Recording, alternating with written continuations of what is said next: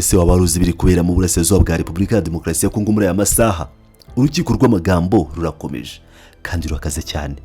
Ihuriro rya Alliance Fleuve Congo Mouvement du 23 Mars AFC M23 ryasohoye itangazo rikakaye cyane ryamagana ryivuye inyuma raporo yasohowe n'umuryango mpuzamahanga urengera uburenganzira bwa muntu Human Rights Watch.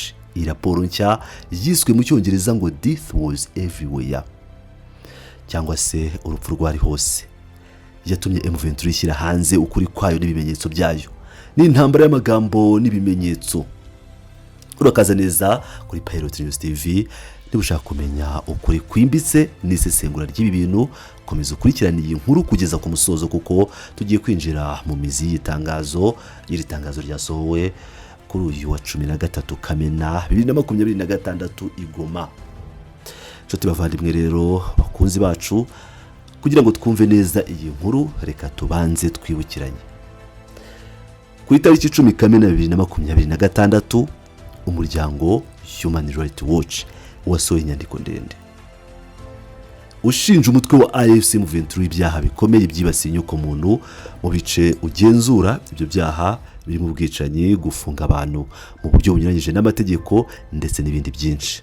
Ariko se M23 yabyakiriye ite?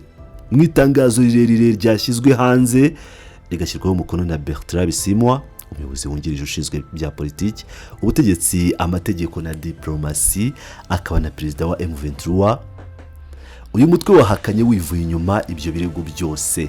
AFC M23 ivuga ko ibi birego nta shingiro bifite ndetse ko nta bimenyetso bifatika cyangwa byizewe bashingiyeho. Ahubwo M23 yashimangiye ko yubahiriza amategeko mpuzamahanga arengera ikiremwa muntu cyangwa se international humanitarian law, ikarinda abasivili byimazeyo. Reka twinjire mu ngingo ku yindi nkuko M23 yabisobanuye mu itangazo ryayo. AFC M23 ivuga ko raporo ya Human Rights Watch yuzuyemo ibinyoma n'amakosa menshi mu buryo yakozwemo.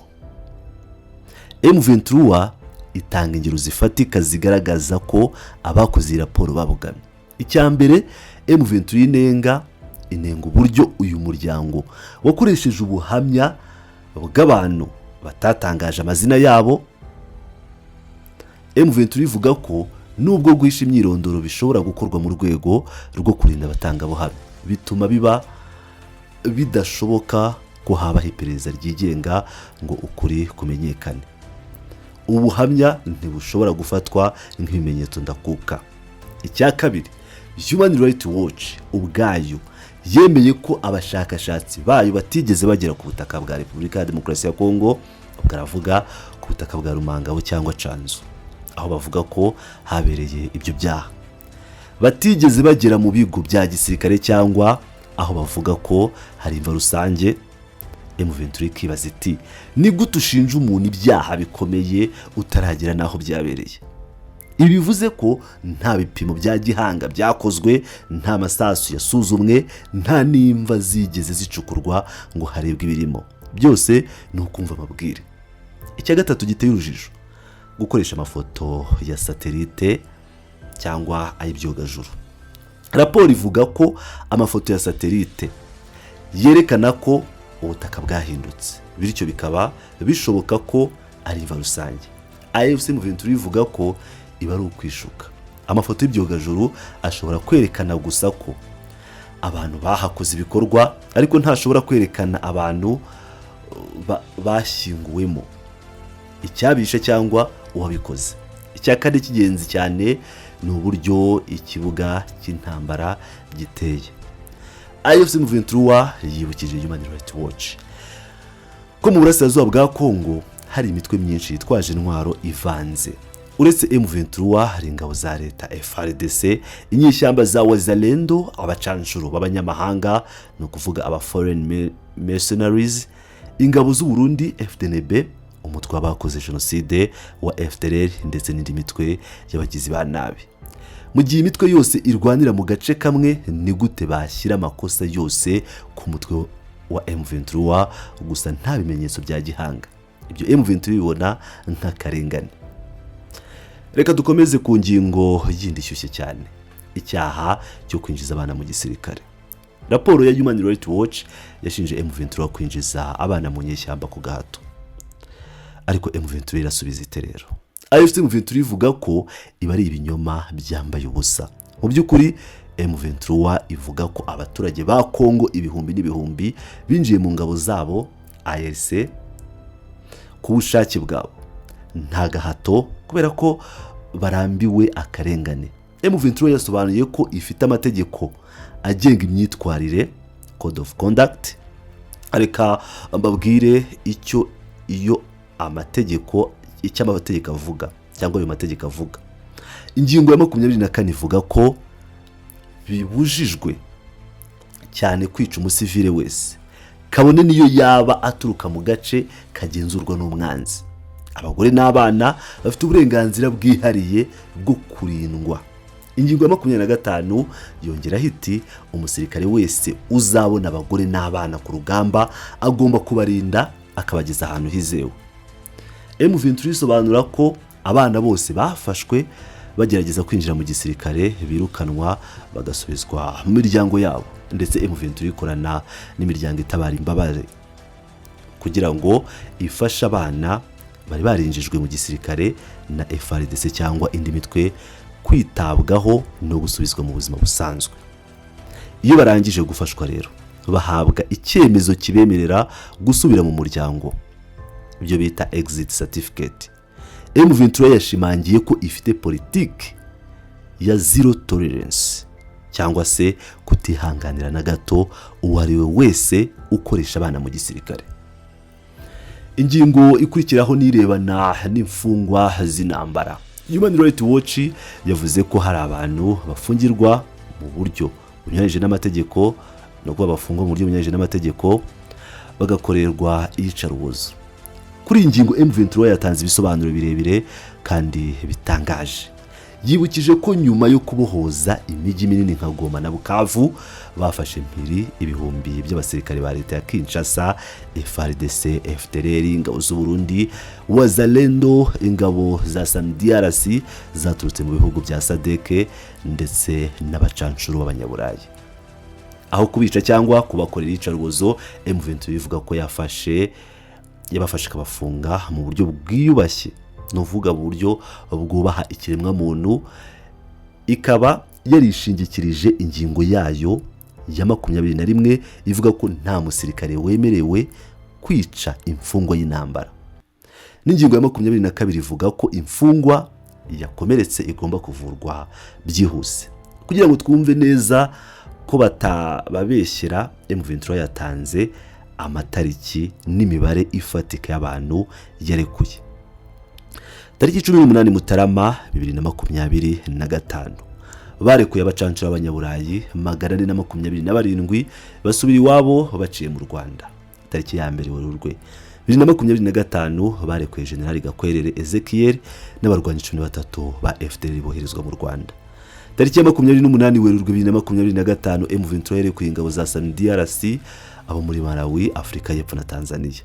Kuva tariki 30 Mata kugeza 15 Gicurasi 2025 M23 yarekuye abarwanyi 1382 ba leta ya Kinshasa, FARDC n'imiryango yabo boherezwa i Kinshasa. M23 ivuga ko yemeye kurekura n'izindi mfungwa zose, ariko leta ya Kinshasa ikanga kuzakira. Ikibabaje kurutaho, nkuko M23 bivuga, abasirikare barekuwe basubira Kinshasa, leta ibakorera iyicarubozo, irabafunga ndetse ikabategeka gutanga ubuhamya bw'ibinyoma basebya M23 kugira ngo batiyita abagambanyi, no kuba batabita abagambanyi abo bantu. Ibi nibyo Human Rights Watch ishingiraho ivuga ko M23 ikora iyicarubozo, ariko ari ubuhamya bwaguzwe mu bwoba.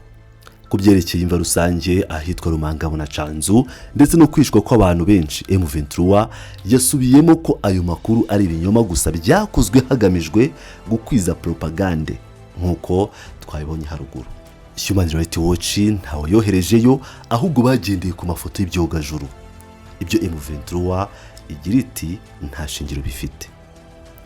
Naho se kubyerekeye imirimo ya gahato, M23 ivuga ko ku muryango wa Human Rights Watch witiranyije ibintu ibyo bita imirimo y'agahato. M23 ivuga ko ari gahunda ya salongo cyangwa umuganda rusange nyuma y'intambara kugira ngo abaturage bongere basabane, bagire isuku, bikungahaze, bakora imirimo y'amaboko rusange.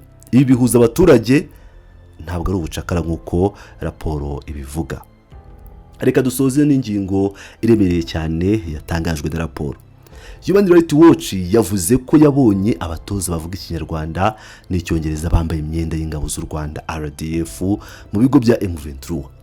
M23 yabiteye utwatsi, ivuga ko ari ugutekinika amakuru gusa. Ntiyazuyaje gusobanura impamvu. M23 ivuga ko kuba abasirikare bayo bavuga icyongereza n'igiswahili ari bisanzwe kuko benshi muri bo bavukiye cyangwa bakorera mu nkambi z'impunzi mu bihugu bikoresha icyongereza mbere yuko batahuka kwifatanya na M23. Naho ku kinyarwanda, M23 yasobanuye ikintu gikomeye cyane abantu benshi birengagiza.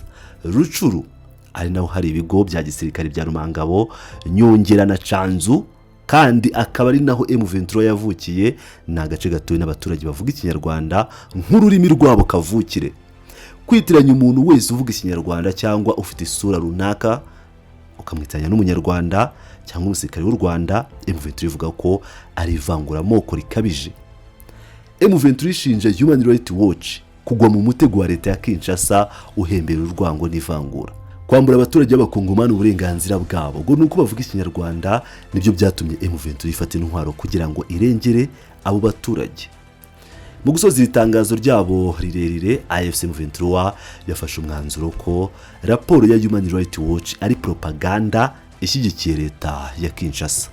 M23 yibukije amahanga ko impamvu yarwanye ari ukubera ko leta ya Kongo yananiwe gucunga umutekano w'abaturage bayo, ivangura, ruswa no gukorana n'imitwe ishinjwa jenoside yatumye abantu benshi bicwa abandi bagahunga ibyabo.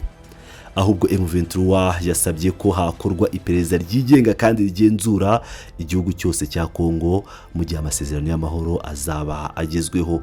M23 yasabye ko iryo perereza rizagera muri Ituri na Beni aho ADF na Kodeko bica abantu, Katanga aho inyeshyamba za Kinshasa zica, Minembwe, Kinshasa, yewe ni Uvira, Warikare na Masisi aho imitwe ifatanyije na leta ya Kongo nka Wazalendo na FDLR ikora ibyaha by'indengakamere. M23 yasoje yemeza ko ibyo ishyize imbere ari amahoro, umutekano no kubana neza mu karere k'ibiyaga bigari. Iri tangazo ryashyizweho umukono na Bwana Bertrand Bisimwa Igoma kuri wa 13 Kamena 2026. Bakunzi bacu rero, aha niho dusoreje isesengura ryacu ry'uyu munsi kuri iyi nkuru ndende cyangwa iki gisubizo cya AFC M23. No kuvuga ngo ni amapaje agera ku 8. Urumva ni inkuru ndende isobanura ihangana hagati ya M23 na Human Rights Watch. Wowe urabibona ute? Tanga igitekerezo cyawe hasi muri comment section down below. Ibitekerezo byawe ni ingenzi cyane, tubwire uko byumva. Kora like, wibuke no gukora subscribe kugira ngo utazacikwa n'andi makuru agezweho. Murakoze cyane, turabakunda.